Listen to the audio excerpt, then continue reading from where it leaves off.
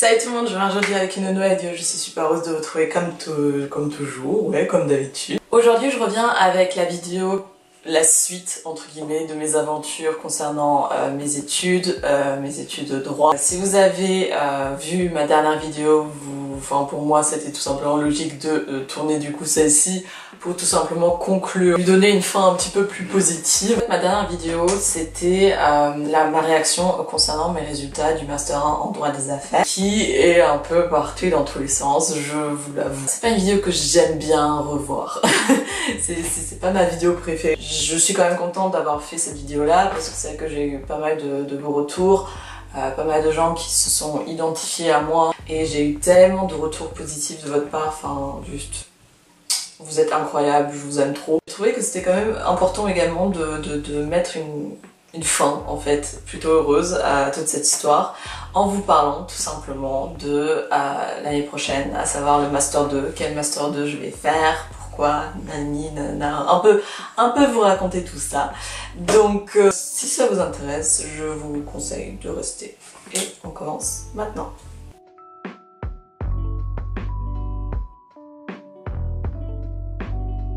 Du coup cette année j'ai été dans un Master 1 droit des affaires à Lyon 2. Je vous ai également filmé l'année dernière du coup un peu la vidéo comment ça se fait que j'ai du coup choisi ce master là, par quoi je suis passée, etc. Si ça vous intéresse, lien sera en haut. J'ai choisi le Master 1 droit des affaires à Lyon 2. Je suis en train de perdre ma voix, ça va pas du tout.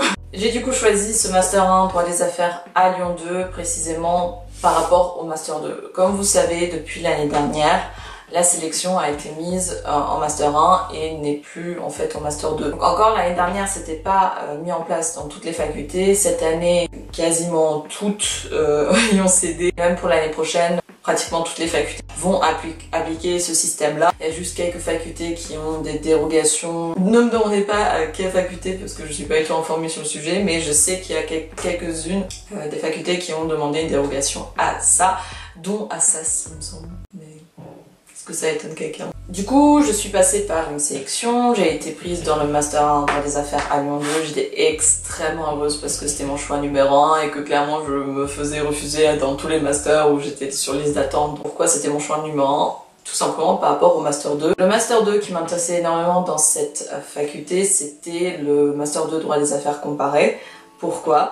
Tout simplement parce qu'à la sortie de ma licence, de ma double licence français-allemand, droit français, droit allemand plus précisément, j'avais pas envie de faire quelque chose de simplement français pur, du droit français pur. J'avais envie de quand même avoir cette ouverture internationale dans le cadre de mes études. Du coup mes parents m'ont donné l'idée de pourquoi pas regarder des cursus franco-canadiens. Je suis canadienne, je suis née au Canada et du coup j'ai toujours voulu aussi un peu plus découvrir ce pays-là parce que c'est mon pays natal. C'est le seul pays où j'ai un peu le moins d'attache. J'y ai pas vécu assez longtemps pour y avoir justement d'attache, mais malgré tout, ça reste mon pays natal, donc j'ai quand même un lien avec ce pays. Et que j'avais tout simplement envie de découvrir cette culture, ce pays et également son droit. Du coup, j'ai commencé à chercher des cursus proposant du coup d'étudier le droit français et le droit canadien et je suis tombée sur ce master là, donc master de droit des affaires comparé à Lyon 2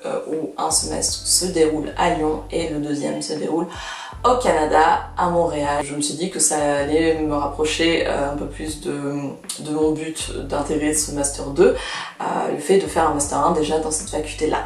Mais sur le moment je n'avais pas saisi le truc que en fait j'ai été sélectionnée pour le Master 1 et que du coup en quelque sorte j'allais avoir une place de droit pour le Master 2.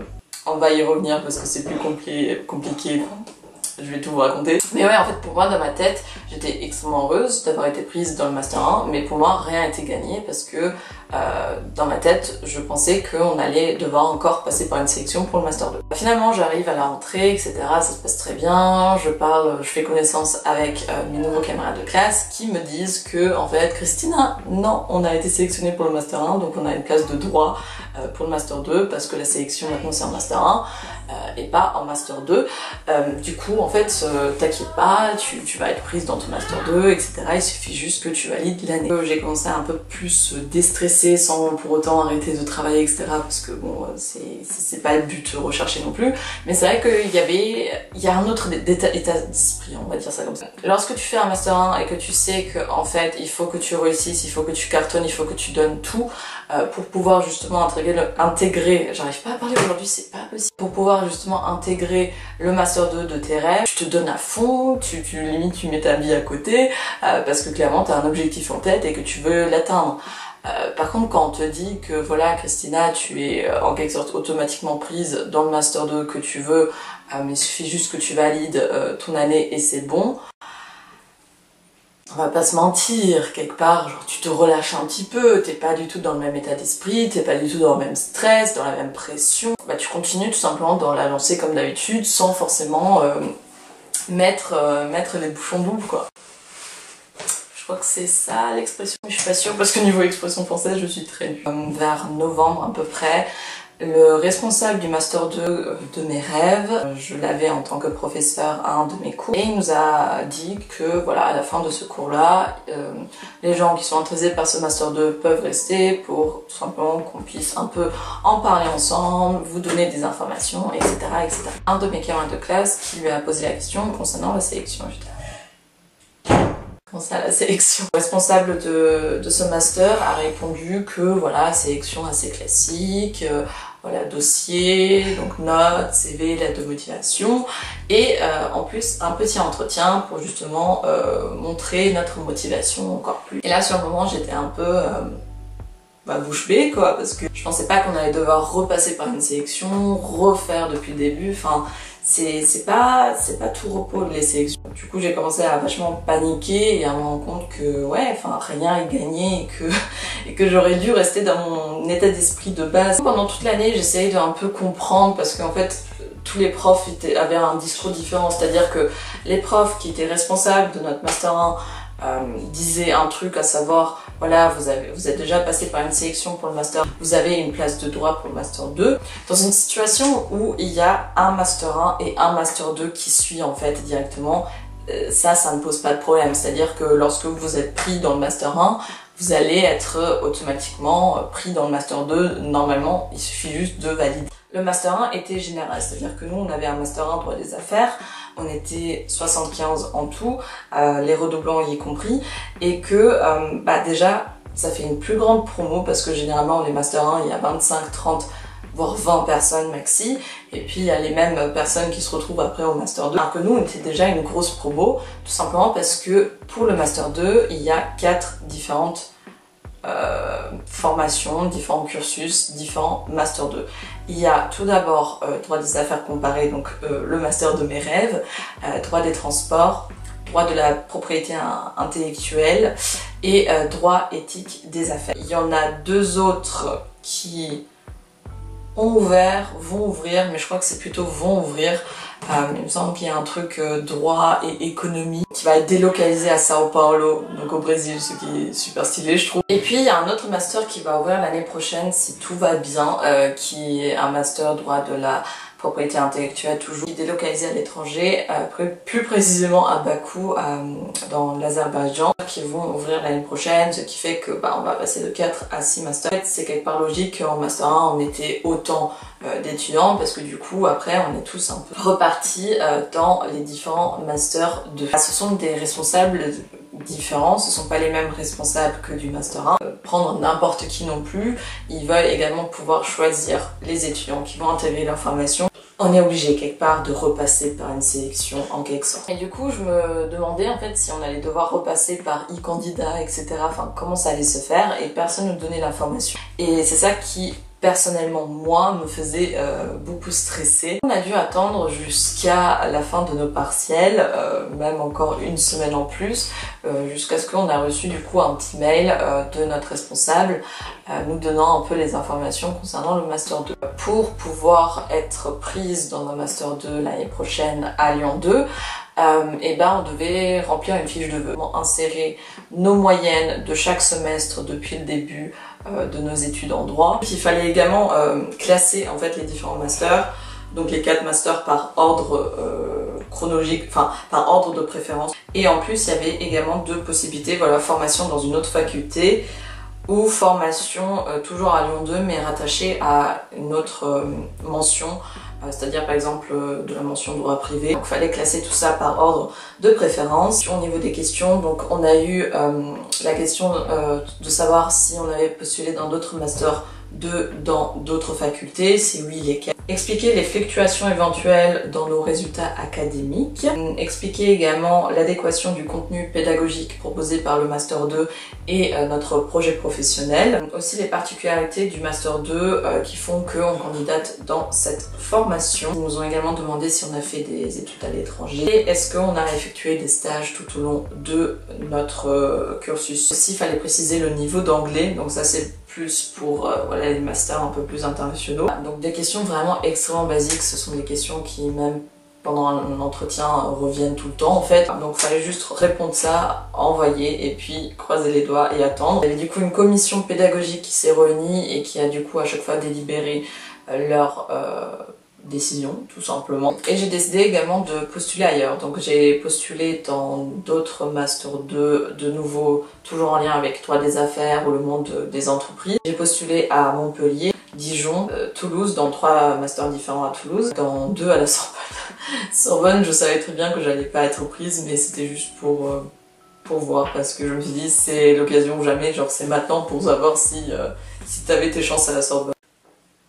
Résultat, verdict, j'ai été refusée partout, clairement, enfin en même temps je m'attendais à pas grand chose, sauf dans un master à Toulouse, j'ai été mise sur liste d'attente. J'ai quand même décidé de postuler dans d'autres Master 2 par précaution, par sécurité, par on sait jamais ce qui peut arriver. Heureusement que j'ai été prise dans le Master 2 à Lyon 2, parce que tout simplement, clairement j'aurais été prise nulle part ailleurs, et puis de toute façon c'est mon choix numéro 1. Je suis contente parce que, enfin, j'ai fait le Master 1 que je voulais, je vais faire le Master 2 que je voulais, et tout se passe bien au final. Faut jamais se décourager, faut jamais partir défaitiste parce que tu sais pas ce que... Enfin, ça montre que certains masters, certaines formations ne regardent pas que les notes, qui regardent également le profil, la motivation. Ça m'enlève un poids de malade parce que du coup je sais ce que je vais faire l'année prochaine, je sais comment ça va se dérouler dans les grandes lignes bien sûr, mais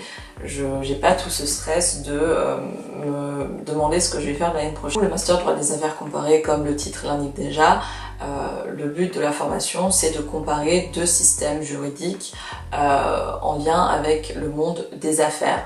C'est-à-dire que d'un côté on a le droit français et de l'autre côté on a le droit canadien. Le premier semestre, donc de septembre jusqu'à décembre, va se passer à Lyon, approfondi dans différentes matières du droit des affaires, à savoir au niveau du droit des sociétés et au niveau des contrats, et il me semble qu'il y a un peu de pays aussi, que c'est pas un master qui est vraiment spécialisant, c'est un master général. Tu continues en fait à approfondir un peu un ensemble. Ça a ses points positifs comme ses points négatifs, tout dépend de ce que vous voulez faire après. Moi personnellement, c'est que du plus dans le sens où je sais toujours pas vers quoi je veux me spécialiser concrètement, dans le sens où je sais que j'ai envie de passer par la case entreprise, à savoir être une juriste d'entreprise, mais dans quoi exactement, j'ai toujours pas décidé. D'avoir un peu plus de temps pour tout simplement choisir un peu ma spécialisation. Ce côté international que ce master propose, c'était quelque chose qui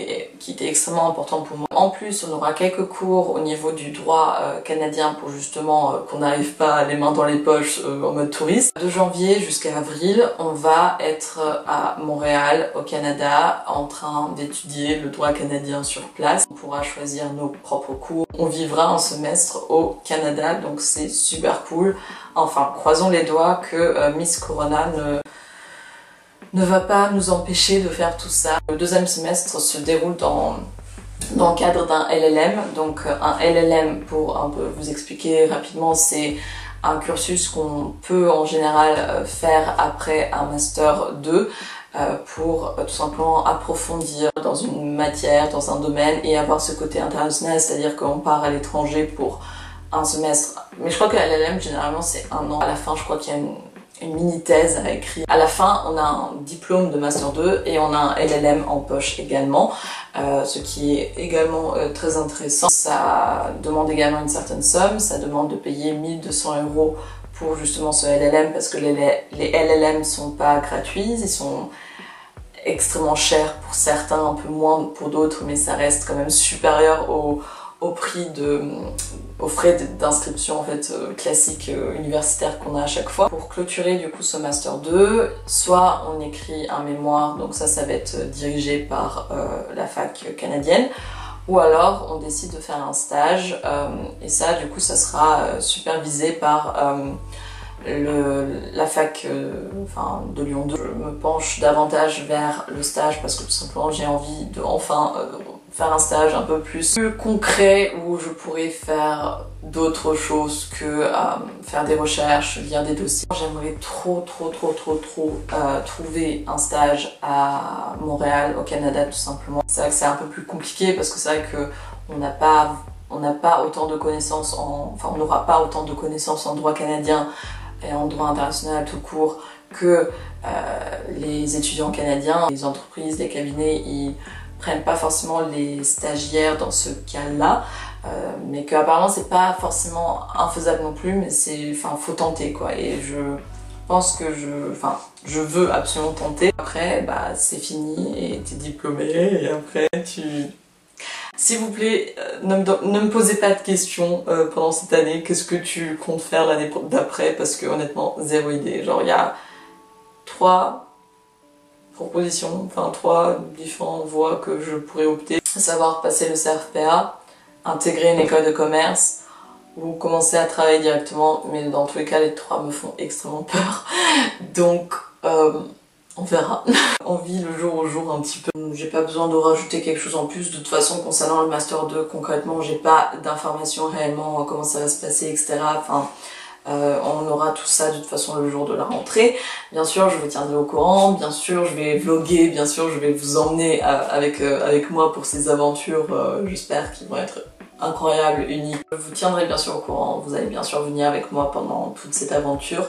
Et j'ai extrêmement hâte, j'ai tellement hâte et je suis tellement excitée et impatiente pour cette nouvelle année. On profite encore un petit peu des vacances. Moi je travaille à côté en tant qu'enquêtrice téléphonique, donc je vais continuer à faire ça et je vais continuer à vous produire du contenu, surtout pour le mois d'août où il y a le retour de ma série Back to Fac. Ouais! N'hésitez pas à me dire tout simplement dans les commentaires vos nouvelles par rapport au master, par rapport à votre licence, par rapport à tout, dites-moi tout simplement. Bon courage pour ceux qui préparent le CRFPA également, grosse pensée à vous. Et je vous dis du coup, on se voit très vite pour une nouvelle vidéo et confiance en vous, c'est très important. Et voilà, ciao!